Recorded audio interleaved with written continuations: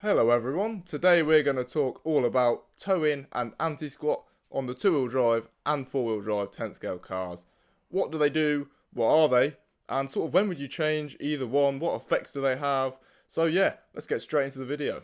So let's start with what they are. So tow-in. Tow-in basically is just obviously the angle of the tyres inwards at the rear. So from straight, how far in is each tyre angled, and it's not added together.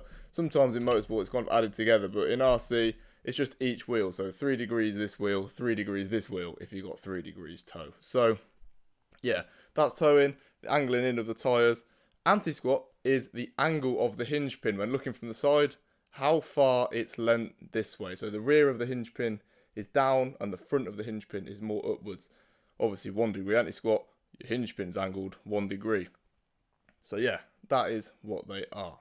So then, let's understand for the associated guys how to actually set the tow-in and the camber where you want it using the pills. So if we first think about the two-wheel drive, when the pills are set to middle, you have 3 degrees toe, 1 degrees anti-squat. Middle on the C block, middle on the D block. 3 degrees toe, 1 degree anti-squat. Easy. Then obviously if you use a half out pill at the front, you're angling the pill half a degree less. That's what the numbers correspond to, by the way. Obviously half means half a degree, 1 means 1 degree. So yeah, if you've got the pins angled in like this and you angle them out 1 degree at the front, you're removing 1 degree from the 3 degrees, 2 degrees toe. So obviously you can just use those 0.5 degrees and 1 degrees to either take angle off the pin or add angle to the pin and get you the toe-in that you want. The same with the anti-squat. You're starting at 1 degree, and obviously if you go, say, up half at the front, you're going to have 1.5 because you've increased the angle of the pin by half a degree. Simple.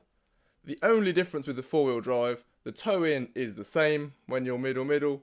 However, with the B74.2, you have 2 degrees anti-squat when you're middle. So it's the exact same system, all works the same, just with the B7, you're 3 degrees toe, 1 degree anti-squat. With the four-wheel drive, you're 3 degrees toe, 2 degrees anti-squat. But you can get to sort of anywhere almost in the range. So from 1 degree to 5 degrees with the toe-in, and a lot of range on anti-squat as well. So you're all sorted. So what does the toe-in do to the car? Well, pretty much the way I find it is that the more toe-in, it kind of just gives your car a little bit more sort of traction, less rotation, especially on the exit of the corner. So sometimes you find that coming into the corner, it doesn't make a huge amount of difference. Sometimes it does, but especially where you're going to notice it is in the middle of the corner when you've slowed down. You're probably going to have a little bit less rotation with more toe-in. Then as you get back on the power, your car's definitely going to drive in a straighter line. That's kind of true for both two-wheel drive and four-wheel drive. Now, a thing to watch when you change the toe-in is that it obviously can affect the wheelbase because we're adjusting it on the inside. If you adjust it by a lot, say maybe 2 degrees, you could change your wheelbase by, a good few millimeters. So it's one of those things to kind of watch. If you change it a lot, you might want to lengthen it back out again. A way you can sort of look at that is if you look at the drive shaft angle, you can kind of see, well, if we're giving it more toe and the drive shaft angle goes like this, you can kind of see what's happened there and sometimes correct it on the hub. Don't always have to correct it, but it's just something to think about. Other things that toe-in do, it can, especially like on our outdoor Astro tracks, it can make the car quite a lot worse over bumps. So that is something also to note. So the reason for that is obviously your two rear tyres, when you have more toe-in, are kind of pointing at each other. And what can happen is as you're going over bumps, you start to get your car kind of rock from side to side like this. So you'll kind of be going around the end of the straight, there'll be ripply bumps or something. You'll notice your whole car just start sort of rocking side to side. And you take the toe-in off and it literally just completely fixes that. Or take some of it off and it really helps. So the toe-in also adds some stiffness to the rear end of the car, especially like on power. We've noticed this a bit with like four-wheel drive when we run it on carpet. If we open the toe-in all the way out, so we're on like 1 degree, we can get the rear end start to collapse quite a lot on power.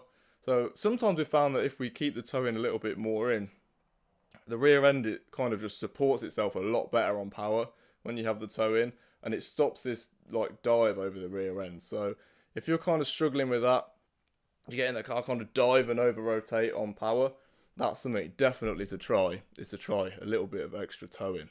You have kind of got to watch a little bit with towing as well.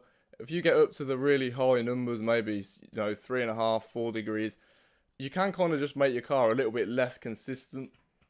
You've got a hell of a lot of angle on that outside tyre, and while it can feel like you have a lot of grip, that grip can suddenly disappear very quickly when you're least expecting it. So although you have more grip, it can sort of, because you're at such a big angle, your outside tyre, it can just go away. So I'd say less toe is probably a more consistent grip, but probably feels like less at the same time. So that's kind of it for the toe. Now let's think about the anti-squat. So anti-squat, I would say that when you run more anti-squat, what it feels like to me is that as you turn in and you're off power, your car has less traction. So off power, you have more rotation into the corner. And then as you sort of get back onto the throttle, your car kind of jumps forward a bit more quickly than it would when you don't have the anti-squat. So just as you sort of get back on the power, that initial sort of jump out of the corner feels a little bit stronger as you have more anti-squat. Now, the effects of anti-squat, again, obviously it's in the name. The rear end of your car isn't going to sit down as much when you're on power. That can sometimes help. Obviously, sometimes your rear end can be sitting down that far that it catches bumps, and that can be worse than just having a stiff car over bumps. It does a little bit passery. So yeah, if it's sitting down too much and it catches a big one, that can be an issue. But the anti-squat is known to make the car worse on bumps as well, because if you are on power, obviously that anti-squat, the reason it's there is to sort of stiffen up the rear geometry as you're on power. So as you're on power going over bumps, the rear end is a bit stiffer and it can kind of just bounce a little bit more over those bumps rather than just allowing the suspension and tyres to move. To be honest, I've not massively noticed that effect. I know it's something which is sort of very big with 8th scale and stuff, but I've never noticed a huge effect with anti-squat on 10th scale to do that, but it is something to watch out for. If you're running a lot of anti-squat and you're struggling with bumps on power, that could very well be the reason why. Now, since the toe and anti-squat are both adjusted on the pills, and it's very easy to do both simultaneously, sometimes that can work very, very well. So to simplify this, let's just think of the toe-in as mainly controlling your traction level in the exit of the corner mainly, and think of the anti-squat as mainly controlling it on the entry. So say you're at the track and you've just got a little bit too much rear traction and you're just understeering a bit around the track, and you'd really like your rear end to just be a little bit freer. What can be a really good thing to do is change both together. So let's increase the anti-squat a little bit, and what that will do is allow your car to rotate more into the corners when you're off power. And with that, you can reduce the toe-in, which then means that as you get back on the power, you also have more rotation there. So it can work really well to kind of change the two together and just get a whole, extra rotation through the whole corner, or just extra traction through the whole corner. And also the anti-squat, obviously, with the anti-squat, when you have less toe-in, sometimes that is useful to, again, give that bit of support back to the rear end. And that's just another thing to think about, is if you want to just have overall more or less rear grip in feel, that is a very good way to do it. So that's it for this video. Hopefully you've learned a little bit about tuning the rear end of the car. It's good because it's a very quick change as well. It's obviously just the pills, 2 screws, change it. So yeah, like and subscribe if you enjoyed it, and hopefully we'll be back soon. We'll see you in the next one.